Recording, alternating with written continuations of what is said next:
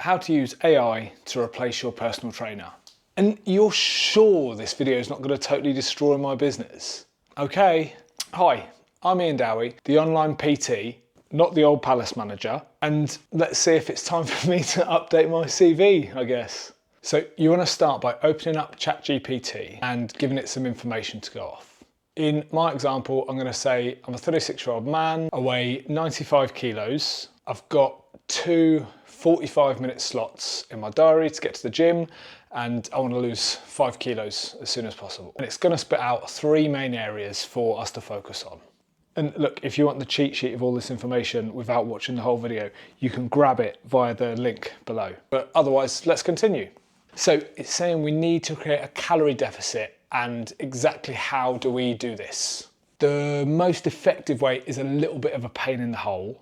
Isn't that true for everything in life? Give yourself a week of keeping a food diary. Now, chat suggests using MyFitnessPal, which is great, but if the thought of recording everything you eat in an app like that gives you the ick, then for an initial beginner's baby step, use the notes section on your phone and just jot down what you eat as you eat it. Don't wait until the end of the day to do this, because you will definitely forget the 2 hobnobs you had with the brew at 11:58. By looking back at your food diary after having completed it for a week, I bet you'll be able to find 500 calories per day of nonsense that you've eaten.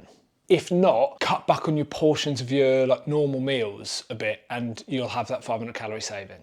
And man, if you're in doubt, just ask ChatGPT again. Share your food diary of it, copy and paste it off your notes and say, where can I save 500 calories from this per day? General recommendations from chat are to eat high protein, which is great.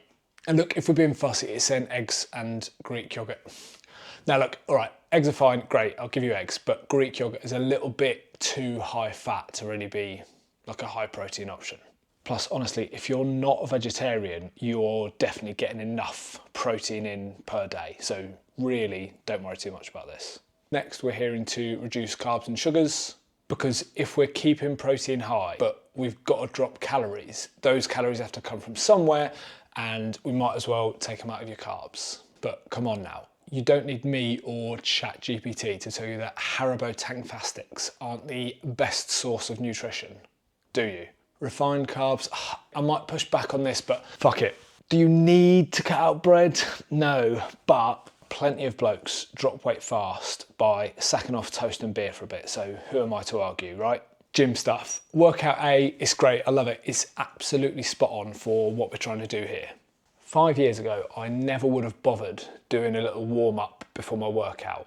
But now I really enjoy spending 2 or 3 minutes on the cross trainer or the treadmill to get my heart pumping a bit and to get my mind out of work mode and into, you're in the gym, it's time to work hard mode. Compound lifts are all good, I wouldn't change anything. Metabolic finisher, the only thing I'd change here is the work to rest ratio. If that feels really easy, do more work and do less rest. And if that feels absolutely minging, then do less work and do more rest. Workout B, again, great. I would change bicep curls for planks, because no one's going to see your abs under 2 stone of flubber anyway. And big arms look cool even when you've got a big belly. And look, I wouldn't use the treadmill, because at my gym the treadmills are right in front of the mirror. And I don't like staring at my face turn purple and sweaty when I'm exercising. But if you have less of a turnip head than I do, go right ahead, that's a great plan. Non-gym stuff. Steps, 8 to 10,000 a day, yeah, great, nothing new here. Same with sleeping 7 to 8 hours, standard advice, isn't it? But if you're really struggling with this, look up sleep hygiene on Google or ChatGPT, I guess. Or you can message me about different ways that you can use to improve your sleep. Hydration of 3 to 4 litres of water a day. Oh, this is getting a bit out of hand. A minute ago, it was drink 2 litres of water a day, and somehow that's gotten doubled. Look, if you're thirsty, have a drink. If your piss looks like iron brew, have a drink.